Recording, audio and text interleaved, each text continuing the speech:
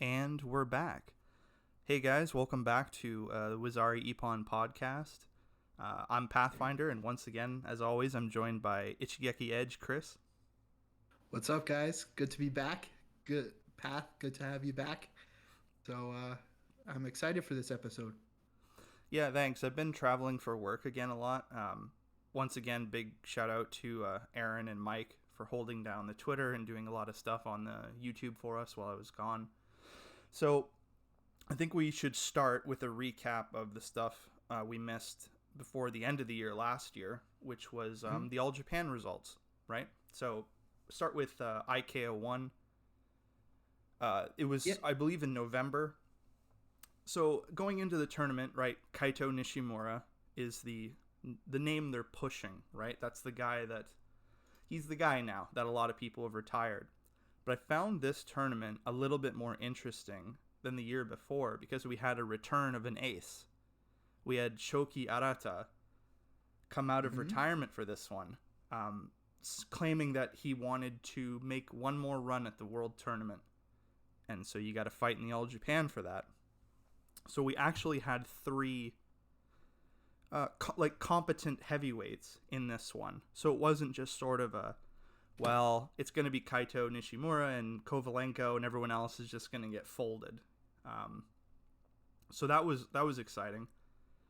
And Yeah. Arata, Arata actually he lost a lot of weight, or he has been losing weight over the last couple of years, but he looked, you know, very fit in this or in the lead up to the tournament.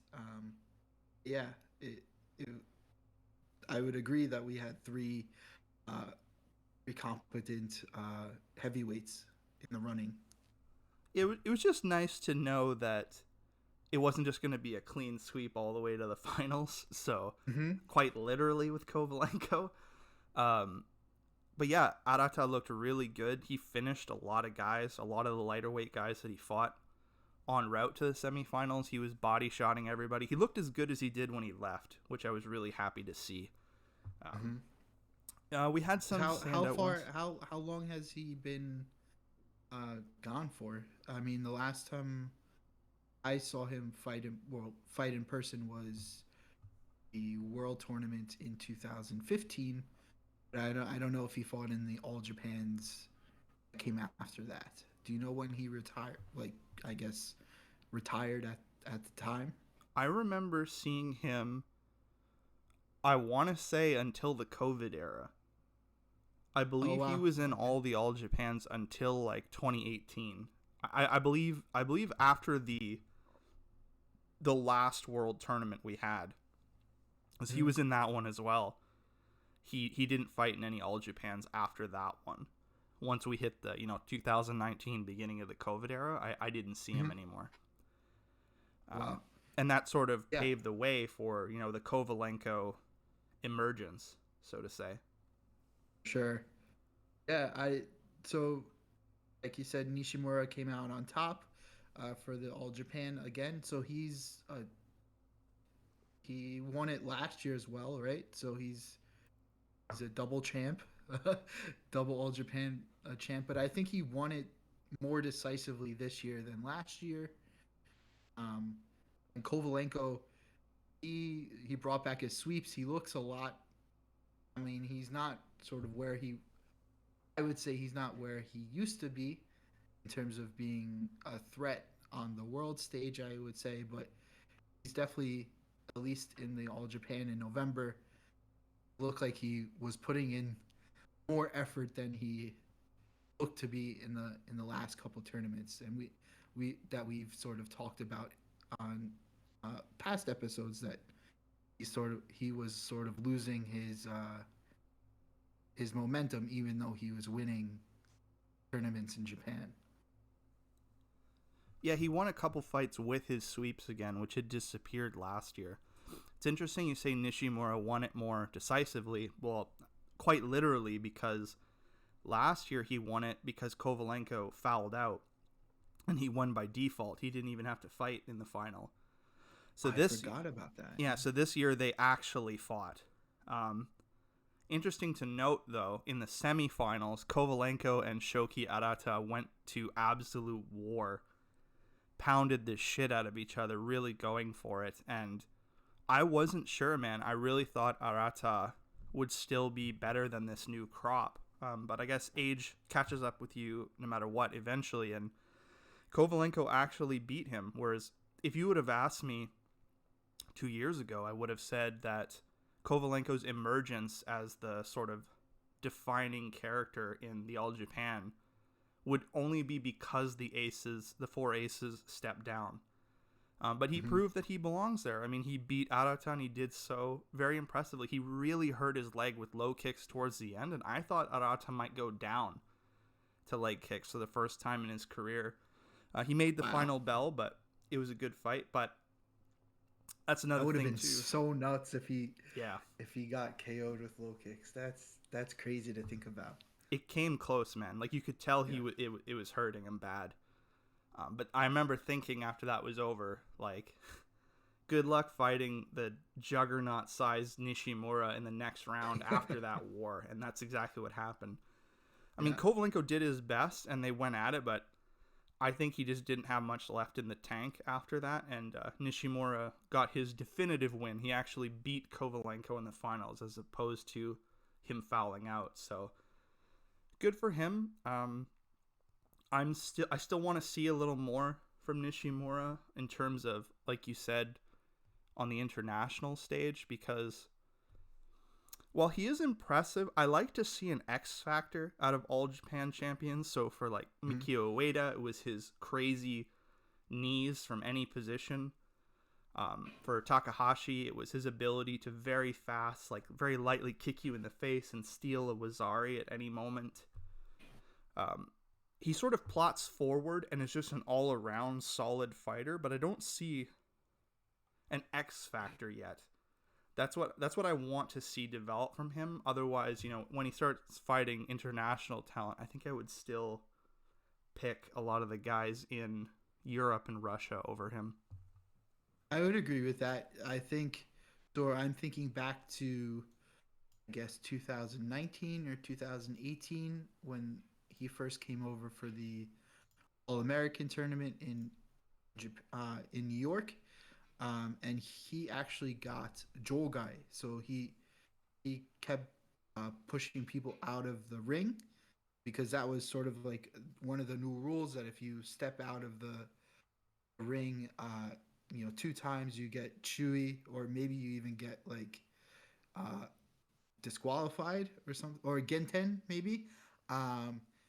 So Nishimura really like took advantage of that and kept pushing his opponents out, which he ended up winning those fights. But Mai Shihan and sort of the top Japanese Shihan that were present at the tournament in New York, like, they spoke to him afterwards and be like, that's not really what we're looking for. Like, you have to win more decisively, despite the allowance for the introduction of that new sort of foul or rule for the Jogai. But like, I think he relies on his strength a lot more so than technique, which plays to his advantage because he is a very tall guy, especially for a Japanese person, and he is a heavyweight.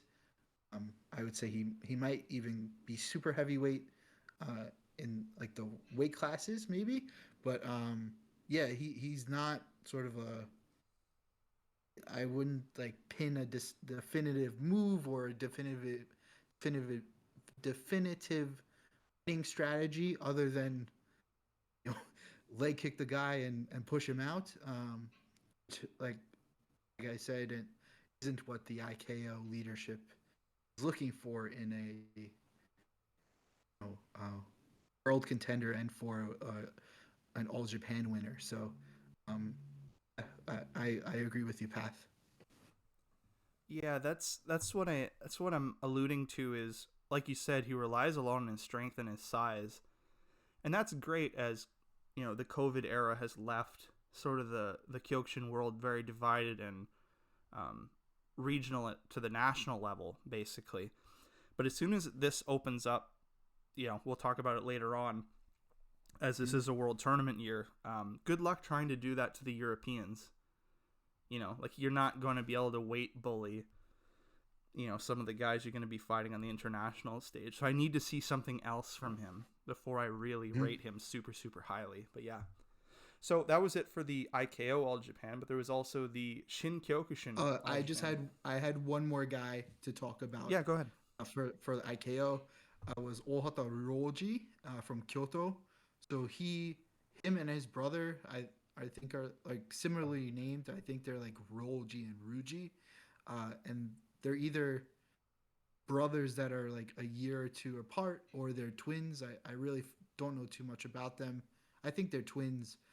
They're sort of emerging as possible new aces for the Japanese team in the coming years.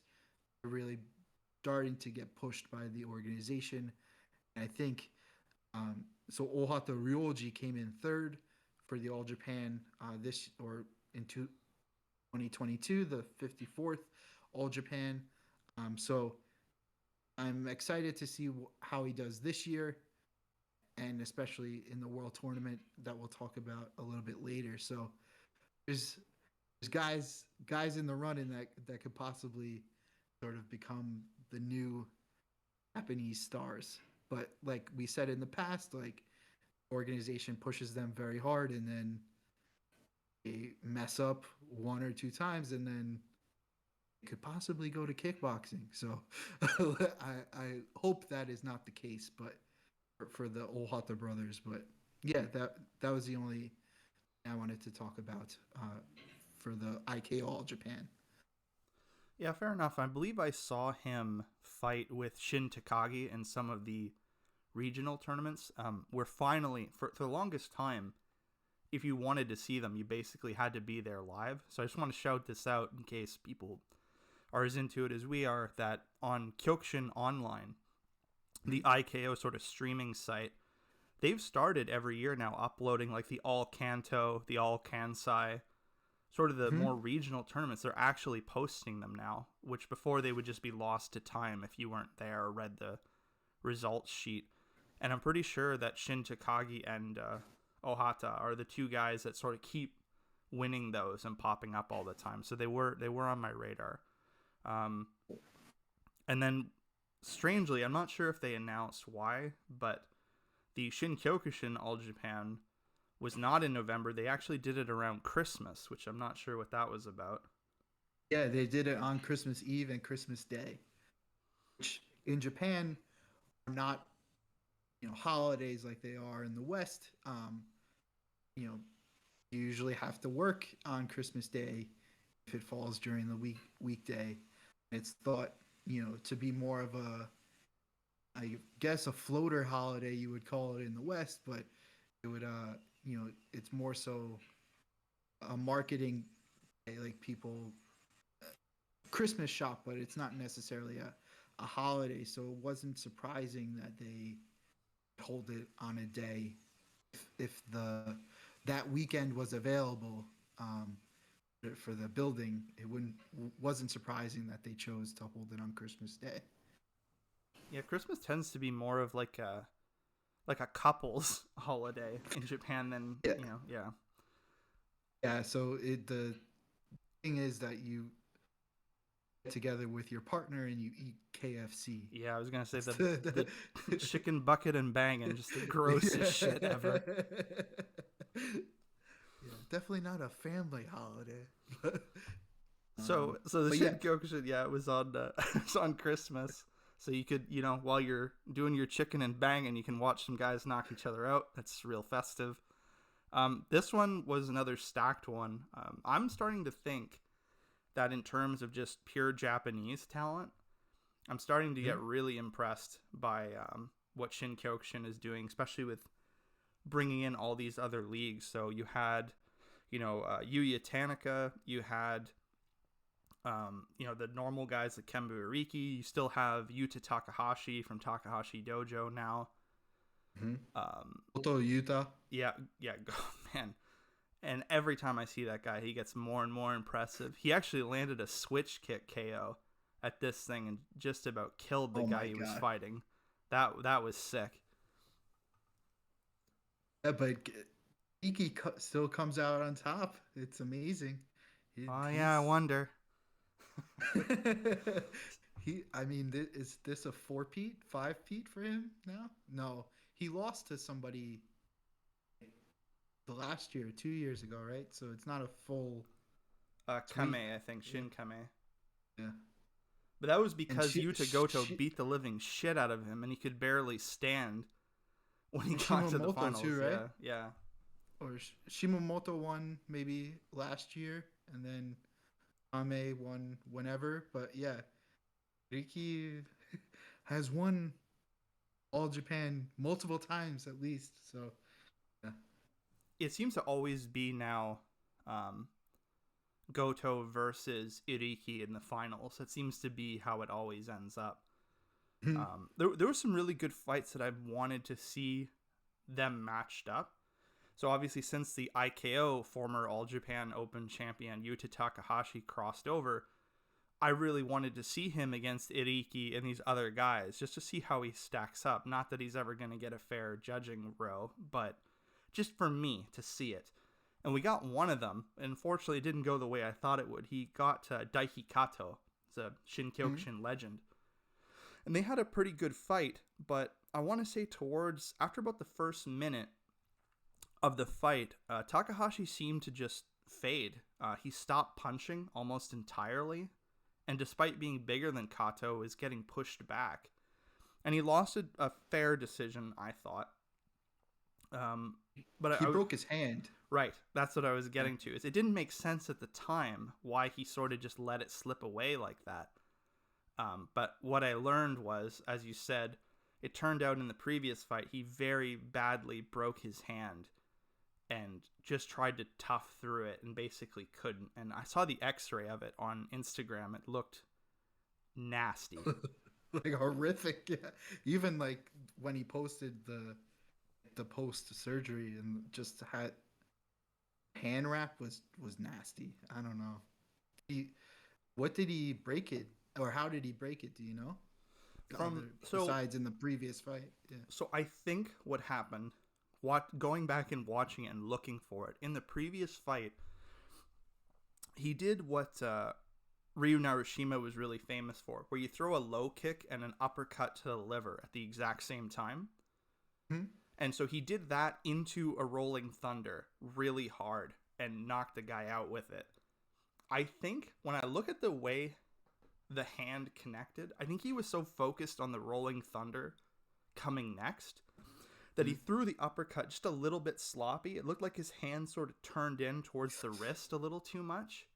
Oof. You don't get sort of a great camera angle, but I think that's where it happened. Oh, so he like did it to himself. He like I bent his think own. so. Yeah. Oof. So that one was a little But disappointing, but he did get a fairer shot, I would say, by yeah, the judges compared to earlier this year. I guess was it in the spring that they just like yeah, blackballed him? Yeah. the JFKO tournament earlier.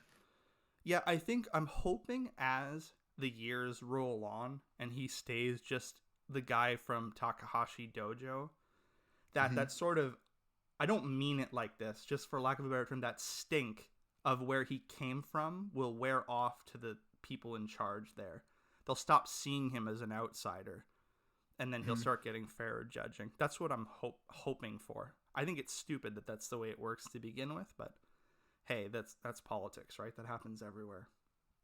For sure. Um, Another guy I wanted to talk about was Watanabe Yusaku. yes, So he is from Tsukamoto Dojo. So Norichika Tsukamoto's dojo. So he did fairly well when he fought in Poland in the fall. We didn't talk about it this episode, but Shin Kyokushin had a world tournament, a world weight category tournament yeah, world in weight. Poland. Yeah, in the fall, and he he got pretty far, I would say, maybe semifinals or something, and I think he had a very nasty knockout to, want to say like an American guy. I don't know. It would be odd for an American to fight in Shinkokushin, but the guy wasn't Japanese and he wasn't European. But uh, yeah, Yusaku did fairly well in this tournament as well. So he's an up and coming Shinkokushin star. He looks. This is not nice for me to say because, especially because I am a bigger guy, but he looks chubbier than he is actually. So his initial appearance might be deceiving of his athleticism. Not saying that bigger guys can't be athletic, especially because Ochiai Kosei, my boy, Jin Kyokushin, came in fifth place in the All Japan tournament. So, like I said, bigger guys aren't always unathletic, as Ochiai displays finely. Um, but another person I wanted to talk about was Suzuki Chihiro. She won the All Japan for the women's division. So she is actually the daughter of a four-time All Japan tournament winner and eighth World Tournament winner for Shinkokushin, Suzuki Kunihiro. So he won the World Tournament in 2003. And it's the first father-daughter All Japan winner. And I'm not sure if it's the first, you know, so the word they used in Japanese was oyako, so, which means like parent and child. So I don't know if that's like if there has been a father and son that won the All Japan tournament before, but it's definitely the first father-daughter combination. So that's very cool, especially because Suzuki Kunihiro, her dad, has had a wild couple of years dealing with a cancer. He looks like a completely different person than he did during his fighting years. Unfortunately, not for the better. He's super skinny. He looks, although he is, it seems like he has sort of defeated the cancer for right now, but definitely did a toll on his body. So I'm sure that seeing his daughter win the All Japan was a morale boost and made him feel good. So that's some good news, at least. Yeah, that is really cool. That his daughter won. Always thinking about him. He was a great champion. Sucks to see that. Unfortunately, it's something that a lot of people have to go through in their families. There was a lot of good fights at this one. We got Takahashi versus Daiki Kato. We got Goto versus Iriki Kembu, who I think are just going to be locked in Mortal Kombat for all eternity in Shinkokushin. I don't see anyone else entering those top spots. Even guys like on the first year of sort of the COVID era, Yuya Tanaka, who's a guy I really like from an outside org, he placed like third or fourth, knocking out a lot of guys. He actually got bounced in like the second round, I think, in this. Just shows you how high the talent level is for the Shinkokushin All Japan, that even like guys that I could foresee winning it if one or two guys were out are getting bounced in the first and second round. It comes down a lot to the brackets. It was just a really good tournament. Lots of great KOs. Ochai, coming back is really cool to see. I think he ended up fighting Goto again. That's twice now that Goto's played spoiler for his returns. But just great to see. And Goto from Mac Dojo, I don't know what to say about him. He sort of surprised me that first COVID year, really bodying people before losing in the semifinals. But now I don't know how old he is, but now he just seems unstoppable. Like even when he, I'm not going to go on about it because we've gone on it before in different podcasts, loses air quotes to Iriki. Like who the hell's going to stop this guy, man? It's just crazy to see. how powerful he is. He hits so hard, man. Yeah, for sure. It's a wild he's a wild fighter. So, um, yeah. So hopefully we get out of this Goto Iriki um, uh, Shuffle. I don't know what to constant call it. battle. Yeah, Yeah. somebody else win, please. But um, yeah. So I would say that um, no, I definitely paid more attention to Shin-Kyokushin All Japan tournament because I was a little bit freer on Christmas than I was around Thanksgiving time uh, for the IKO one. So I really enjoyed watching this Shin-Kyokushin All Japan. And as you said earlier, something we should probably touch on, because I don't think we did an episode on it, and it actually won a bunch of year-end awards from us. We should probably talk about the Shin Kyokushin World Weight Tournament that happened in Poland a little bit. So Yeah, especially heavyweight. This is all you because I don't remember it at all. I remember watching it, but I don't remember the fighting at all, other than what you sort of were texting me at the time. But yeah. Yeah, I mean it was. So I'll take this as the moment, because I was gonna talk about this a little bit later, but this is a good preamble for it. So the Shin Kyokushin World Weight in Poland. I'm pretty sure from talking to Kyokushin Spirit on Twitter, who's got a little bit more behind the scenes about how that organization works than I do. It was interesting to note that Ukrainians participated in it, but Russians did not, and I'm told that was a decision made by the European side. With it was not a ask Honbu in Japan situation. It was a this is what's happening. Too bad, which is very interesting that they took that upon themselves. So Ukrainians were there, but Russians weren't. So you had a lot of European talent, and you had actually some Japanese, which was surprising to me. You had Tada was there. You had Iriki Kembu was there, and Kembu Iriki did really well until he ran into the literal human freight train, Mazur, who I still don't understand. That guy, I don't understand how he's human. For anybody who watched this tournament live, you know what I'm talking about, or saw any of our coverage on Twitter. Just absolute insanity. Is he the guy that's like 6'6"? Is he like the really tall guy? Mazur's the guy who's just got a chest of steel, and he's just like a goatee, and just the living embodiment of Akuma, basically. Just every fight he would get devastated. Just take some of the worst punishment I would ever see, and then with like a minute left in the fight, would just summon a demon inside of him and go insane. The same thing happened when he fought Kembu Iriki. Kembu Iriki looked like he had him, man. His legs were trash. It looked like Mazur was about to fall, and then suddenly he just went psycho and just started battering Kembu with punches and actually almost forced him off the mat. And won, and he came back from almost out like 3-4 times in that tournament.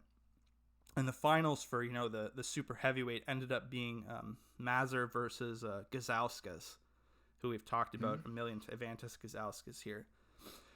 And that fight actually won. The Shin Kyokushin World Weight won our event of the year, and then this won our fight of the year, because Mazur and Gazauskas, like they were literally like reaching their punches back almost behind them to get the force knee, like just unreal that they didn't break their hands, but just went at it, like just full bore the whole way. Right near the end, Gazauskas hit Mazur with a really good knee that sort of forced him back, that I think was a deciding factor for him to win. And man, that was such a cool fight. And even though Mazur did not win the tournament, he got second place, and he came back from almost out like 3 or 4 times. It was super inspiring, man.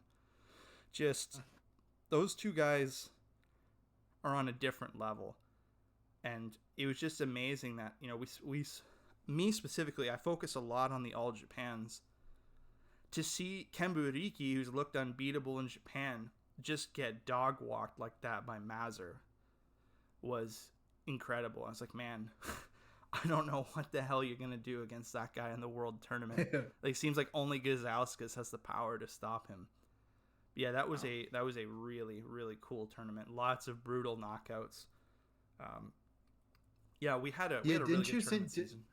Didn't you say that the judging was a little weird, and then the crowd yes, rioted, and then yeah, and then they went back to normal? Yeah, so what happened is really early on in the tournament, basically any Japanese fighter was getting the nod against the European guys, even if it clearly was not valid.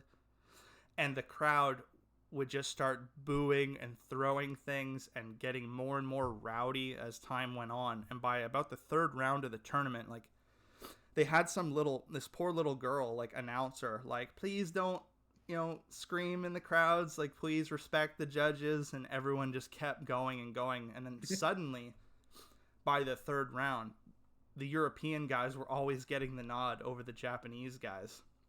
Wow. And the crowd, I really feel, if you go back and watch the full event, I really feel like the crowd had some sway over them.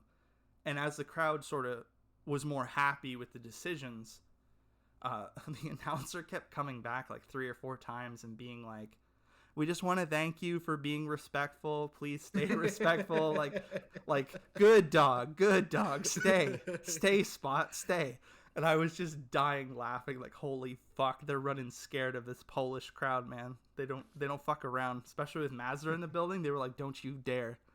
Oh man, it was great. And honestly, some people were mad about it. They're like, that's really disrespectful. But to me, I'm an old crusty man. Sometimes you need that with these organizations to keep them honest. Yeah, I don't remember them like getting too rowdy because I probably went to bed or something. But yeah, I agree, because we've said it on here before that judging is biased a lot of the time. So sort of need a counterweight. Someone to say something in order to put things back into order. Yeah, so that was a really great tournament. And so something else I wanted to mention briefly, a bit of a preamble into it, is someone had asked me about this, and I thought it was a great question, because on the last podcast we talked about how, we're not going to get on this show, we're not going to get like super political or anything. We're going to keep it as neutral as possible, but sometimes the world of politics intersects so hard with Kyokushin that we have to mention it. But it was pointed out to me, it's like, well, but on your personal stuff you'll say things. So I just want to clear this up for people. So how we decided, since this is a collaboration channel now, and we have a bunch of different people with different views working, when we're doing Wazari X Ippon, or we're doing something on the YouTube, we're going to keep it as neutral as humanly possible. And we're just going to mention what we have to mention and then move on. But on our personal social medias, like Chris's Instagram or my Twitter or whatever, we're still human beings. Sometimes we want to talk about the news of the day. We'll do that. Mm-hmm. But if you don't want any of that, and we totally 100% get it, then you can just come here and get it distilled without our biases as much as humanly possible. So I thought that was a good question, so I'd bring that up. And that's the preamble into what I have to talk about, which is how heavily this is affecting the Kyokushin world. There was a bunch of articles in Gong and even the IKO, like World Karate magazine, talking before the All Japan, and then obviously with the Shin Kyokushin world weight, that, COVID's sort of lightening up, people are going to be able to travel again, so the Russians will be able to compete in this All Japan that just happened. And so, the level of competition will increase. And I said on the last show that unfortunately, because of the war in Ukraine, that might not actually happen. That happened right around mobilization when they were, drafting people in Russia. And I thought it might be hard for the Russian team to get there. And that is what happened. Unfortunately, we were right about that. Whereas, these articles were talking about, Igor Zagainov is going to be in the All Japan 2022, and that didn't happen. So just wanted to come back and say that's why, that we were right about that. And then with Kyokushin Europe saying, we're not going to take Russians in this tournament. And then I mention all this because I think we might run into a similar situation with the World Tournament, which we're going to talk about in a minute, is that don't be surprised if something like that happens again. The situation's always changing. We might not see the Russians and Ukrainians in the World Tournament. There's no official announcement on what they're going to do. I would just say be wary of articles saying that, one way or another. We just don't know yet. But just know that is heavily affecting international competition for Kyokushin right now. Yeah, so I actually have something to say about that as well. So I agree that I doubt there'll be as many Russians, at least in the IKO World Tournament this year, as there are usually. But some uplifting news, if you want to look at it that way, is that actually Kovalenko's Shihan, and then also Andrei Cherkov and his Team God Hand partner Lasha Gorbanov, I think, or something Yes. like that. First name Lasha. They actually tested in Japan for the next their next black belt ranks in January, in early January at the Mitsumine camp, the New Year's camp. So Kovalenko became third dan. His Shihan became like fifth or sixth dan. And then Cherkov and Lasha became fourth dan. So they are, at least for now, able to get what I imagine are tourist visas. Right. So it's interesting to see that those guys got in. But I don't know how many Russian tourist visas Japan will be issuing, depending on how, it's unfortunate, but how the war turns out this year. By the time November rolls around, will there even be enough? Yeah, that's will the thing. enough Russians qualify for a tourist visa? And it's the same here in America. Russians have to apply for a visa to even visit the country. Sometimes, I work with a lot of international students, so even the students that come here not on tourist visas don't always get that tourist visa, so they have to change their study plans up a lot. And it has happened that Russians haven't gotten tourist visas to compete in either the All-American tournament here in New York or the U.S. weight category tournament in LA. So we'll see how the year turns out. Hopefully things in the war begin to clear up. Let's be hopeful about that.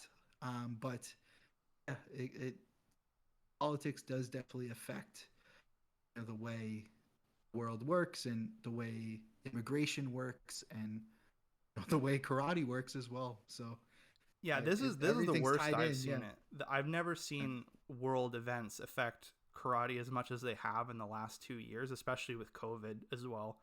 So, I mean, we just don't know. So I bring that up again just to caution people, because people were really optimistic about the All Japan. And last episode I had to say, hey guys, we just don't know. There's a lot going on. And unfortunately, that is what happened. They didn't come. It was only Kovalenko because he lives in Japan.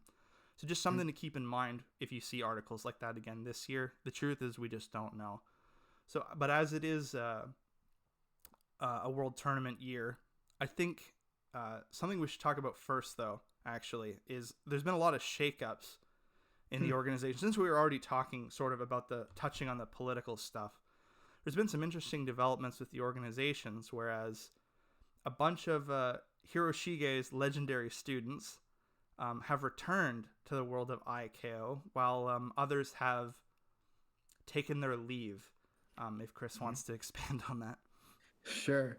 So we'll talk about the Jonan Shibu boys first. So Hiroshige uh, Shihan was a legendary, a teacher and coach to, um, world champions in the 1990s. And the first bit of news was shared on November 2nd of 2022 was that Yamaki Kenji, the was he the fifth or sixth world tournament Six World uh, Tournament, yeah. sixth world tournament champion, has returned to the IKO as a Hombu uh, Shihan.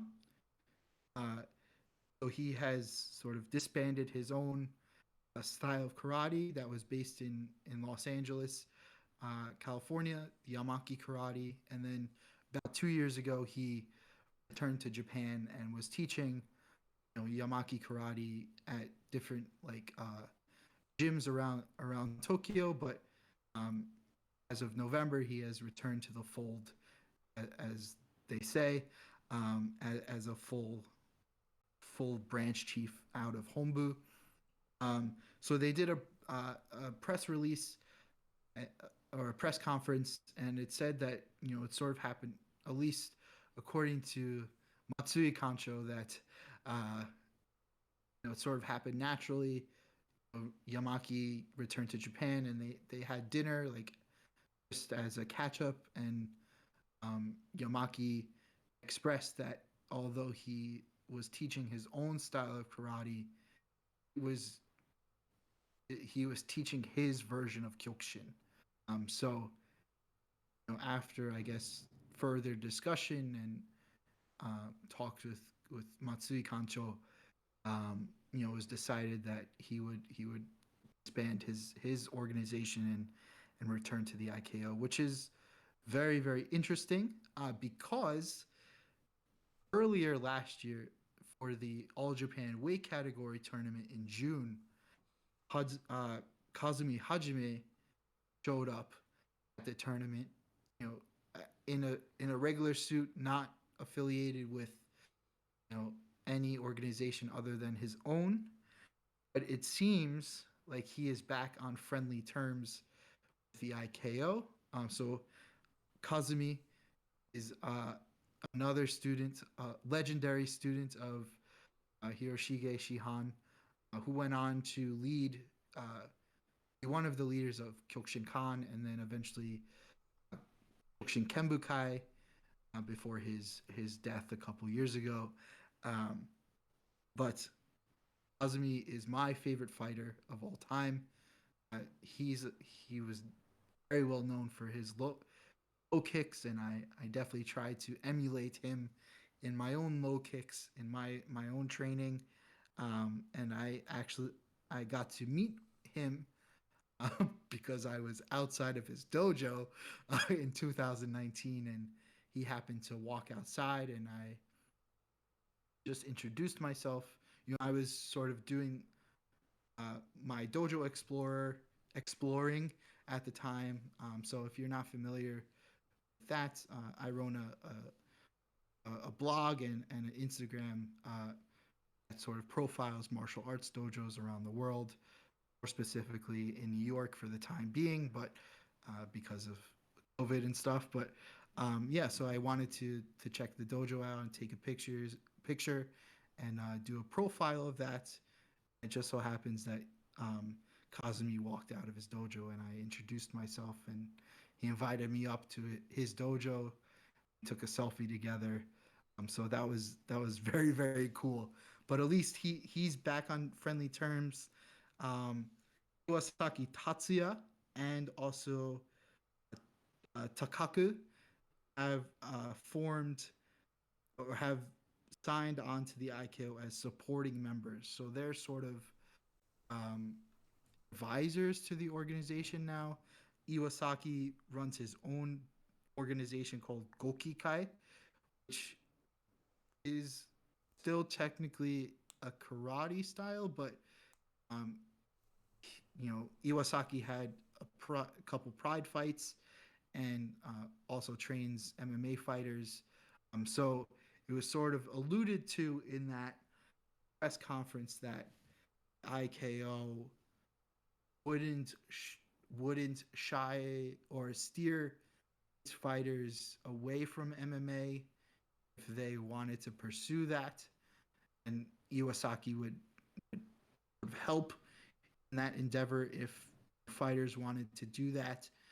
But Matsui Kancho sort of also made it clear that Kyokushin is not going to branch out into kickboxing or to MMA. They are continuing what they claim to be as Budo Karate. So they're going to stick with knockdown, but basically, if fighters want to pursue other endeavors, there will be people to help them along the way. Takaku is I wasn't too familiar with him until recently. Basically, he was another of Hiroshige's fighters that was more technical, or the best technical fighter that gym had. Due to some medical problems, he wasn't able to fight at an elite level. So he never really got the recognition that he should have maybe gotten if he had been a tournament fighter or a better tournament fighter, I would say. But he he also signed on as a supporting member. So I'm guessing that his fighters, although they tend to be children, for the most part, I think, would be allowed to enter IKO tournaments. So that's my little news report for the Jonan boys. So I think the only people we are missing would be Tsukamoto Norichika, who is a Shinkyokushin branch chief, and Midori Kenji, who is the Daihyo, or the president of Shinkyokushin. So I don't think they'll be returning to friendly terms with the IKO or returning to the organization itself. Yeah, that was good news. I'm excited. Yeah, it's pretty rare that people who leave IKO come back. So even if some of them are just supporting members, that is extremely cool. I think Iwasaki is a really good addition because, like you said, they're not necessarily going to embrace MMA, but I think they want to have a pipeline for people to keep people, right? So I believe why they did Ideal Gym and Team Michigeki before that was they were seeing how many people were like, well, I want to go pro and fight in kickboxing and make money, would just leave the organization altogether to do it, and they were losing a lot of talent. So I think by having Ideal Gym, so then you have like Bay Noah and people like that training there, they get to keep them in the Kyokushin organization while letting them still do it. So hopefully Iwasaki can be the MMA version of that, where he can make a pipeline to keep people within the org, but allow them to try that if they want to. And I would actually think, I don't know anything, so this is just me spitballing. I think them losing Mikio Ueda to MMA might have been the reason why they reached out to this, thinking, well, fuck, we put so much into that guy and he just walked. So maybe having Iwasaki and a pipeline to allow them to do that while keeping them inside the organization would be good for them. So what can you talk a little bit about Ideal Gym? Is that sort of the new the new team Ichigeki sort of? Yeah, that's how I've interpreted it. So I've done a lot of digging on this, and I've done a lot about it on a podcast about kickboxing. But so Yuto Watanabe, who is a branch chief for a smaller like dojo for IKO, he runs a kickboxing gym called Ideal Gym, and all the people who are still technically a part of IKO and still fight in both train there. So you have Bay Noah, most famously, who's still a member of the Kyokushin Kaiken, still fights sometimes in the All Japan weight tournaments. He trains at an Ideal Gym to fight and rise.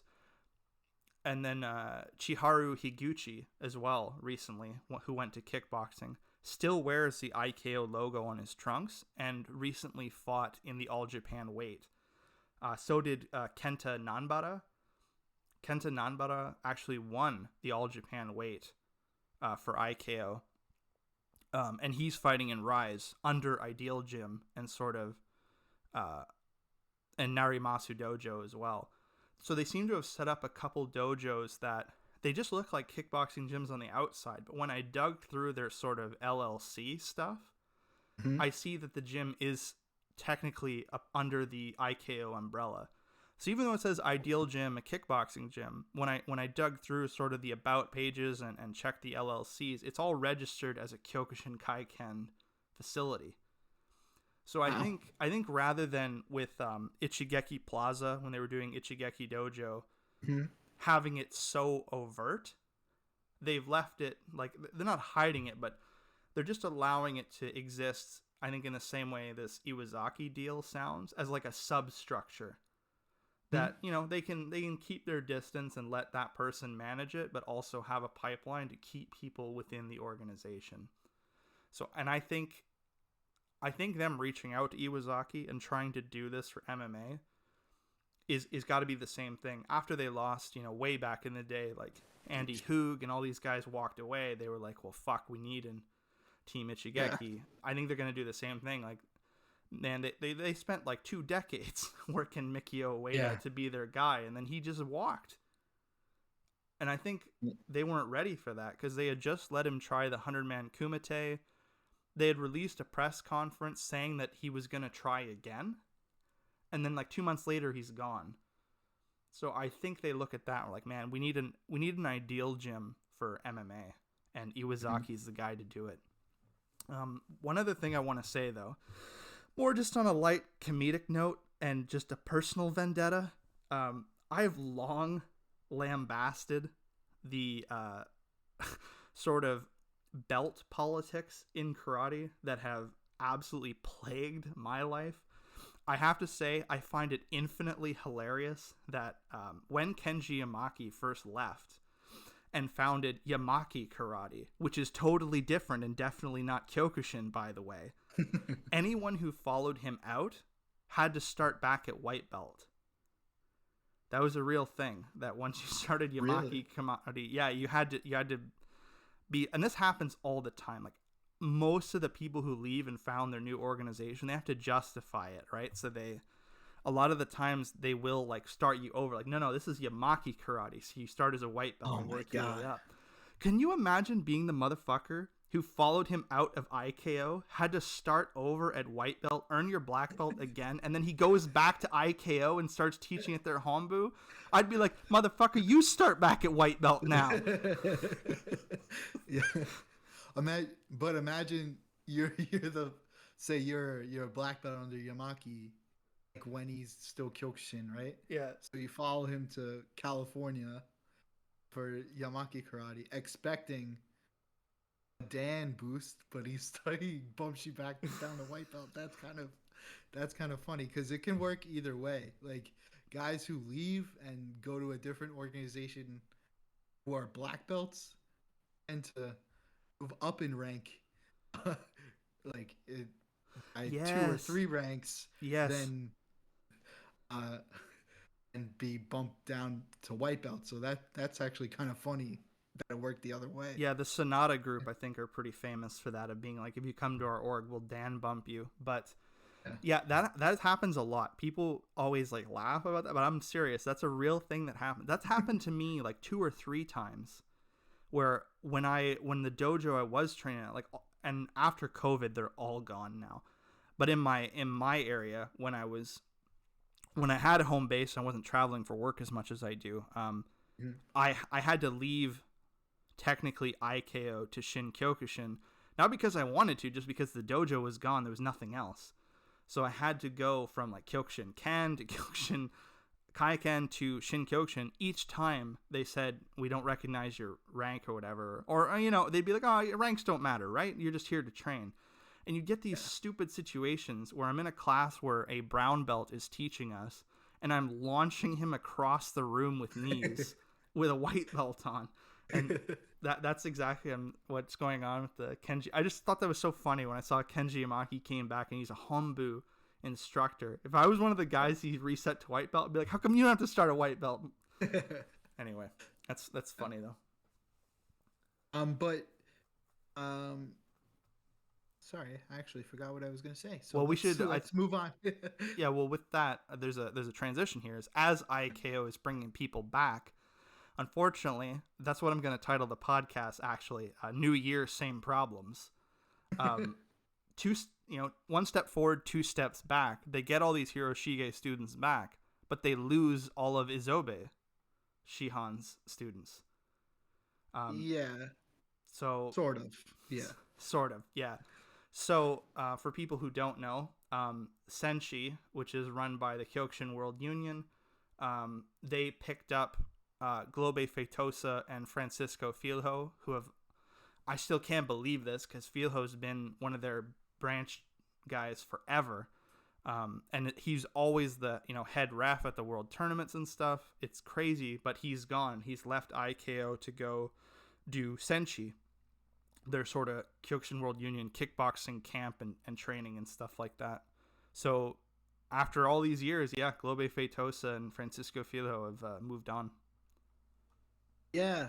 I have I have the official story. I have some of inside baseball in terms of some of the Brazilian students. But my own opinions is that, or at least sort of what I heard initially from some of the Brazilian students was Filio saw what Senshi was doing in terms of the fight camps and the kickboxing tournaments that they hold, and wanted to do something similar with his sort of Ichigeki kickboxing, which has sort of stayed in South America. It hasn't really branched out anywhere else, maybe like a random European country, but um, I think he sort of wanted to do something similar and was sort of shot down by either Isobe Shihan or by the larger organization itself. Um, and then sort of saw an opportunity to attend that seminar, and unfortunately, uh, that's what he did. And then Isobe, from what I heard, was that he wanted an immediate expulsion. So it was really Isobe that was driving the response from the IKO. So officially, they were expelled for not asking permission to attend another organization's event, and that people that are still involved with the IKO one to have no contact whatsoever with Francisco Filio or Feitosa. Um, but if you read the Japanese version, and I sort of was informed of this as well. Um, there's a different kind of expulsion within Japanese, like the Japanese language. So they were expelled with a possibility of coming back, although it is a full expulsion, and they're definitely sort of blacklisted. There is built within the language and the vocabulary of what's phrased in Japanese, there is a chance that one day in the future that they can come back. It's not like a sort of what the in Japanese is called hamon.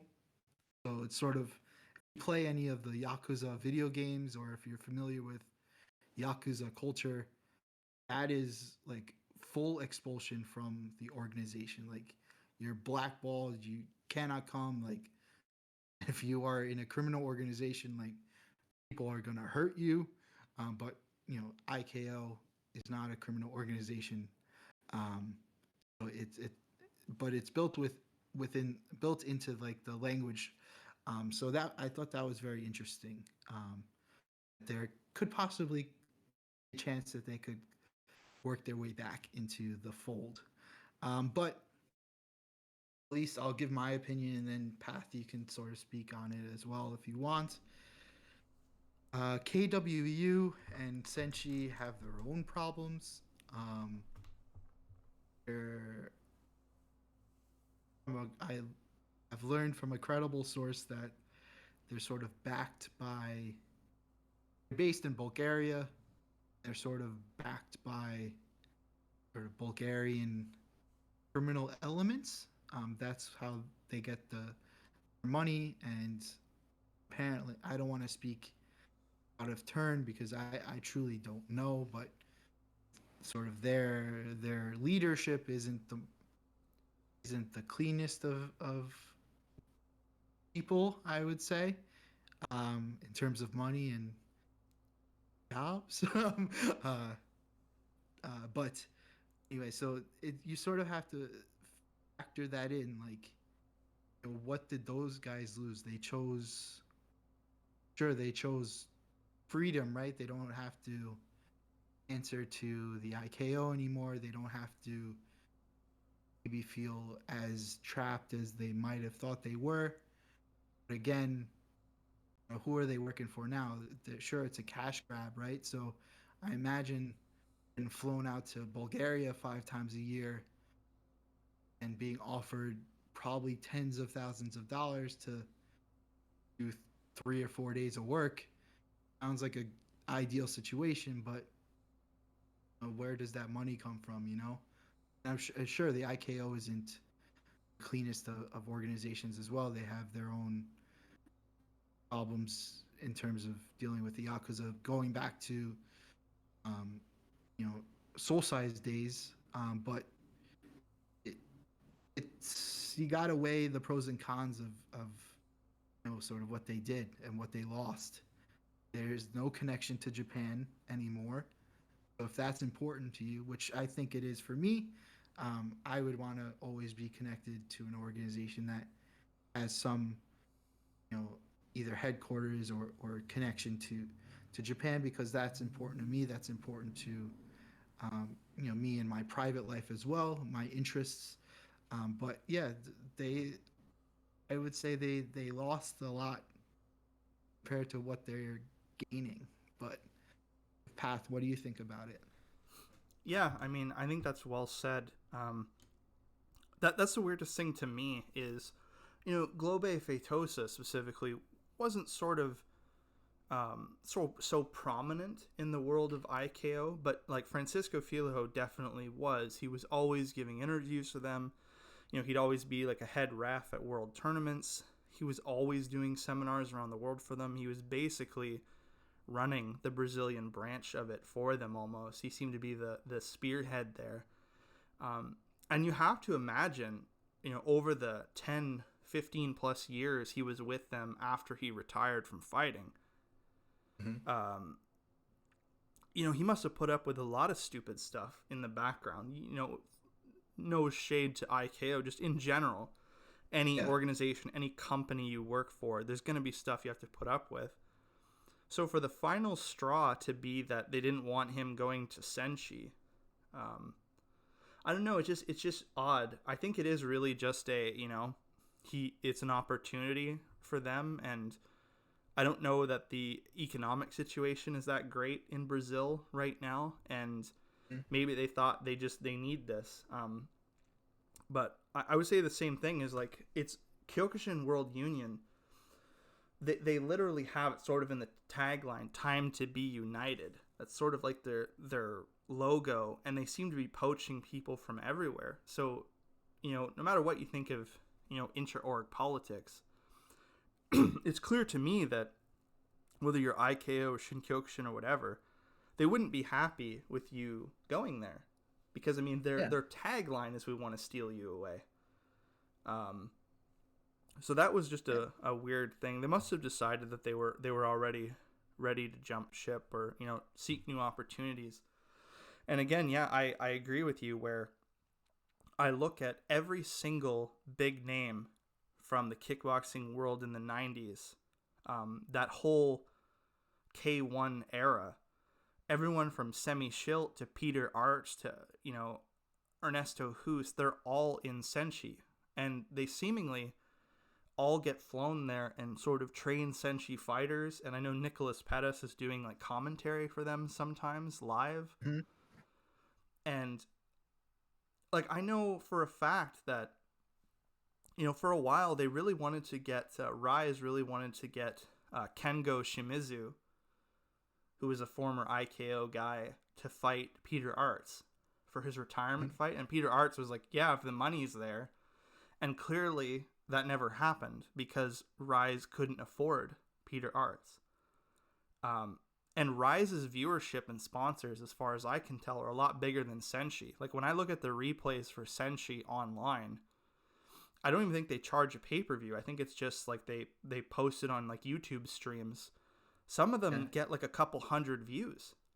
I know there's people who go there live and pay for it, but it's like if Rise can't afford one of these guys' salaries, how the hell is Senshi and Kyokushin World Union paying for all of them all the time, multiple times a year? It just I don't know what it is. All I can say is sometimes you can just look at an organization and see how much money they're spending, and you're looking for where their revenue is coming from, and I'm like, this doesn't pass the smell test. There's something weird here. I don't know if it's like crypto investment. It could be something as simple as that. But I just look at it and I'm like, how come you can afford all these guys and like leagues with like 8, 9, 15 times the viewership can't? It just doesn't pass the smell test. So yeah, I agree with you. It's a lot to gain, but potentially a lot to lose. And I have no ill will towards them. It just doesn't make sense. Sort of KWU sort of came to power, not power, was on the rise when they poached Zahari, right? Yes. So after 2015? Yeah. 2015. So they poached him. They gave him, I don't know if they gave him the whole dojo or they had an opportunity for him for having a brand new state-of-the-art dojo. And so that's interesting to offer somebody like a ready built, essentially like a MMA dojo. But yeah, it's I don't know. Again, all of these organizations are probably not the cleanest, right? It's business, it's politics. When you run sort of combat sports organizations, you're bound to run into some sort of criminal element, unfortunately, right? So whether you choose that criminal element to bankroll you is a different thing, which, again, I am only hearing that Senshi and KWU might be, from sort of credible elements that may or may not be able to read Bulgarian, but yeah, it's I don't know how I feel about it. Like, obviously, a lot of people, at least online, initially on Facebook and on Instagram and stuff like that, sort of we're making fun of the IKO. Like, of course, they're gonna like expel them. Like actually, how dare they expel them? They did so much for the organization, but I saw it like in a way, in a very Japanese way. I think it was very Japanese of them to, of course, issue a letter of expulsion in response, right? So they do it every time a person leaves. They did it for Ueda. They did it for Hari. They did it for the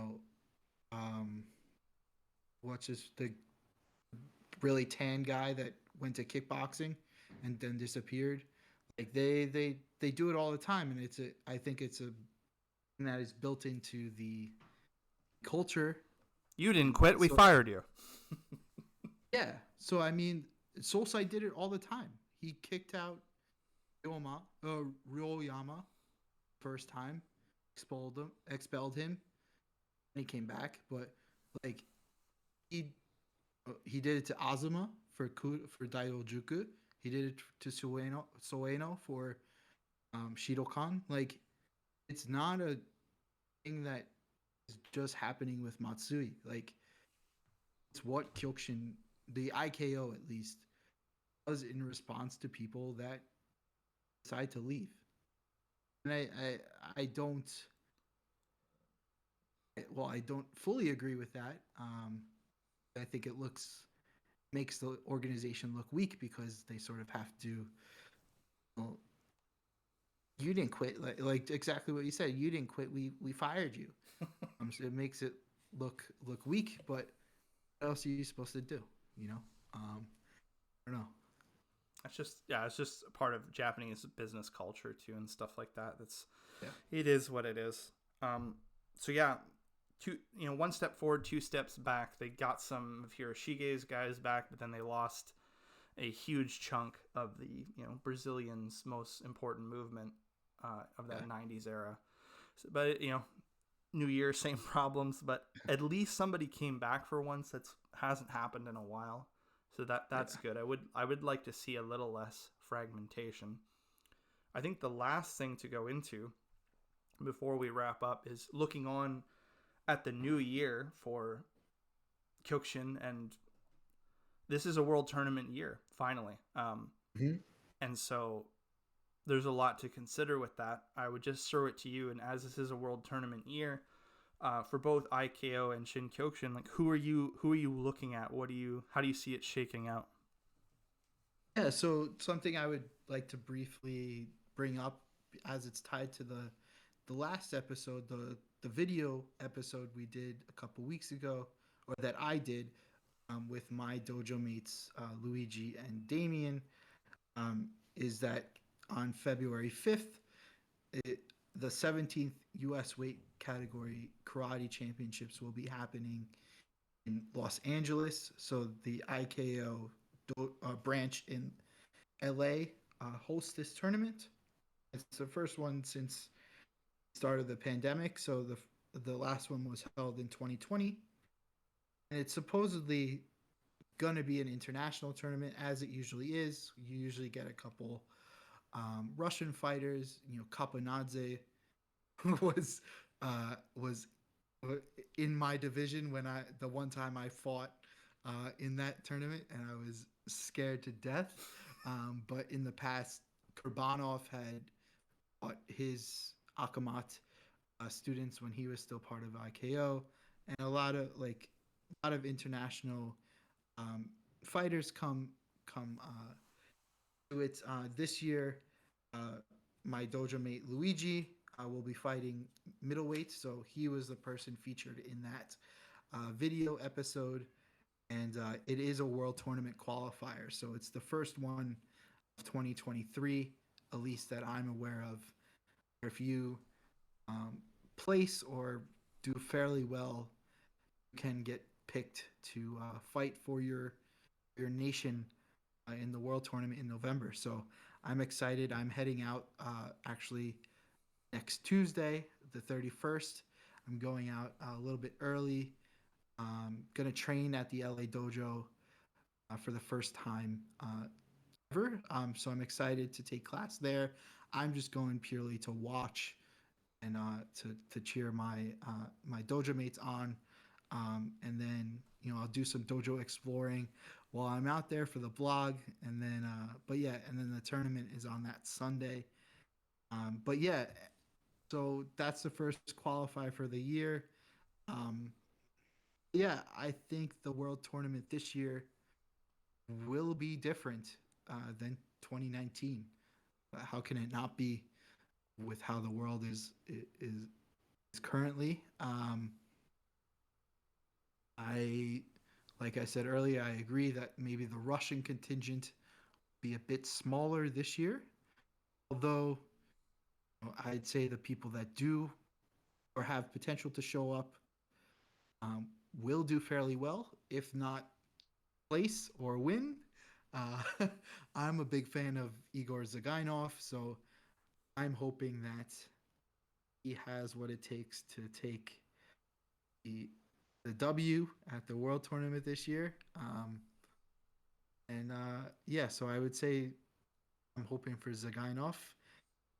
And then in terms of the rest of the world is sort of a wild card. I don't know I don't even know who would show up for the IKO, let alone the Shinkyokushin one. So I don't know if the Shinkyokushin one is this year. If they had the world weight category tournament in 2022, do you know for sure it's happening this year?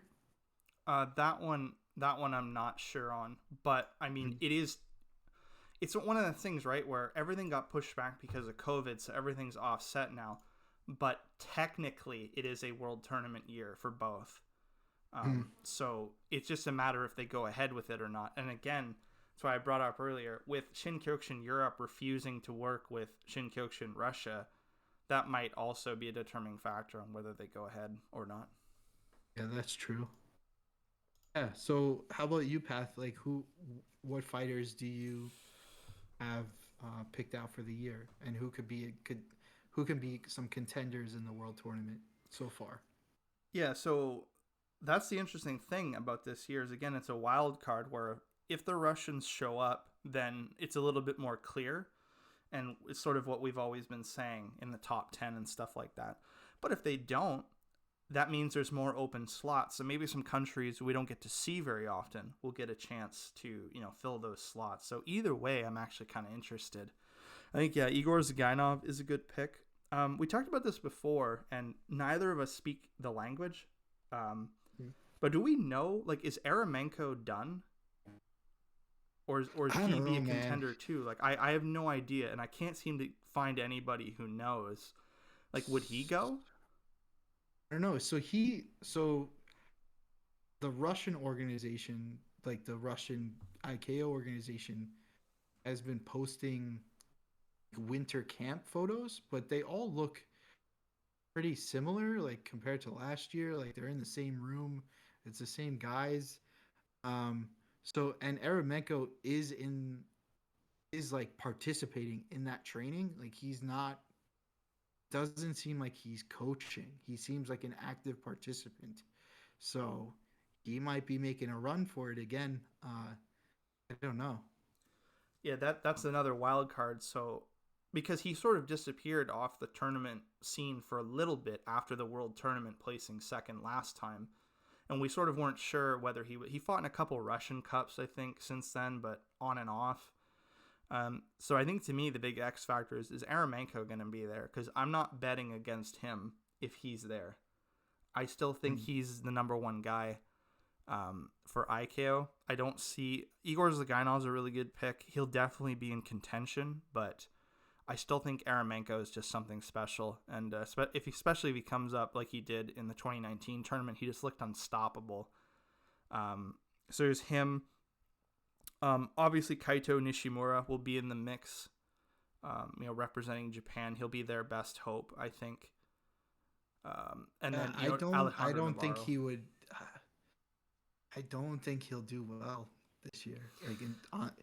Like sort of what we said. If Need to see that more of X an factor. Yeah. more of an international presence shows up in November, like I think that's bad news for Nishimura.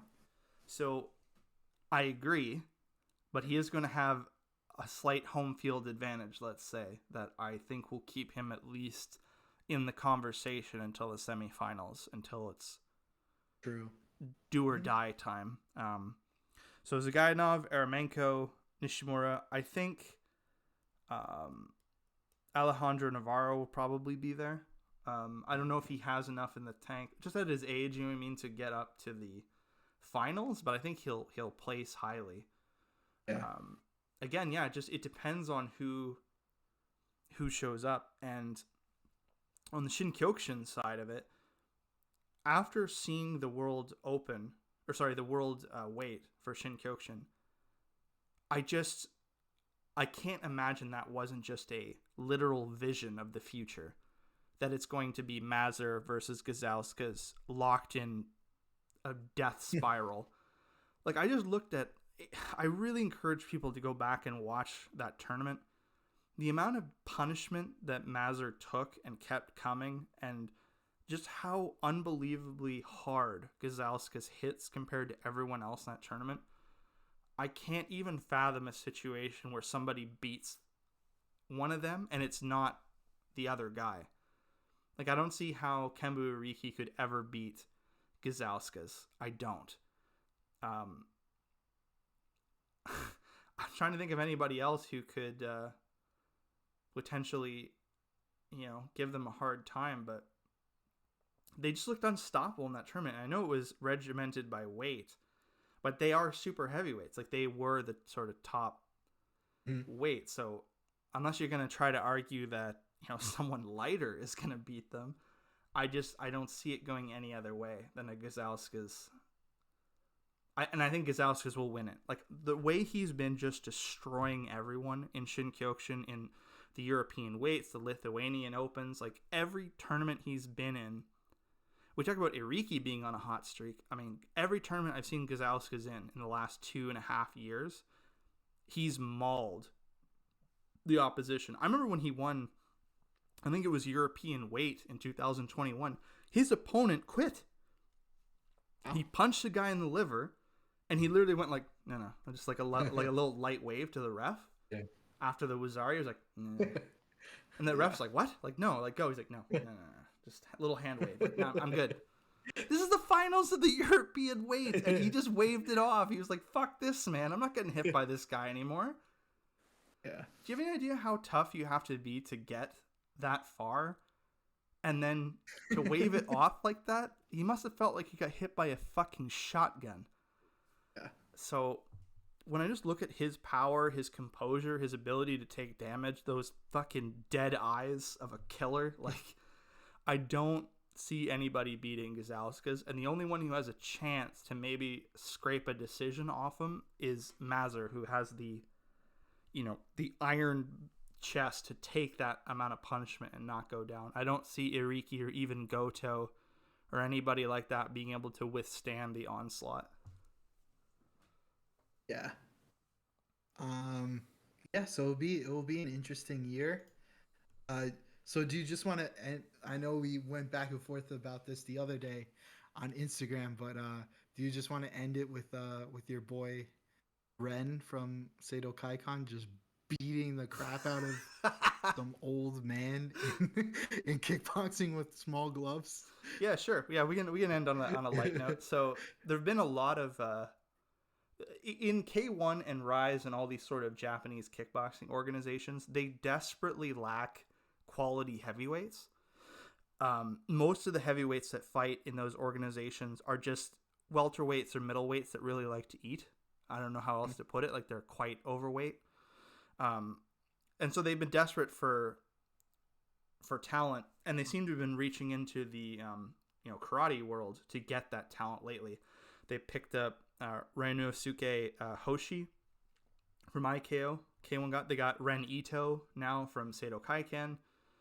They got Kenta Nanbara from IKO. So they've sort of picked up a bunch of heavyweights, and they got Yamaguchi from Byakuren Kaiken. And they've all just been mauling these old, overweight dudes as they come in, just taking over. The worst one I saw lately, like you were alluding to, is Ren Ito fought at AJKN, I think it's called. And he fought... Yeah, it's the All Japan Kickboxing Network, which is...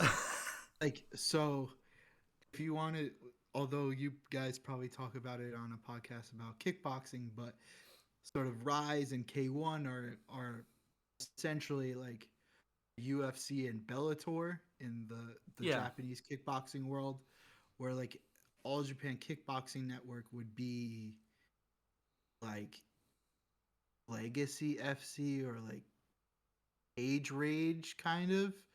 Like these feeder organizations that kind of just let anyone come in. I'm sure. Yeah. So, yeah, dude, Ito was just, he did that. Like, you could see that he comes from like a full contact or from a knockdown style, because he did that like that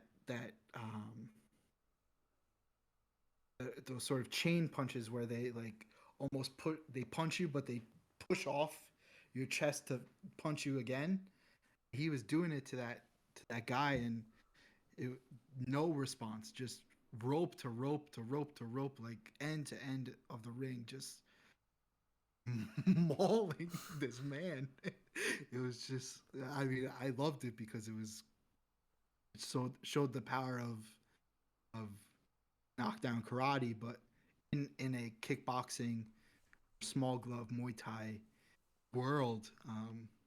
Yeah, I like we talked about earlier in earlier episodes. Like Seido Kaikon is sort of forging its own path in terms of this new style of kumite that they are doing, which may or may not lend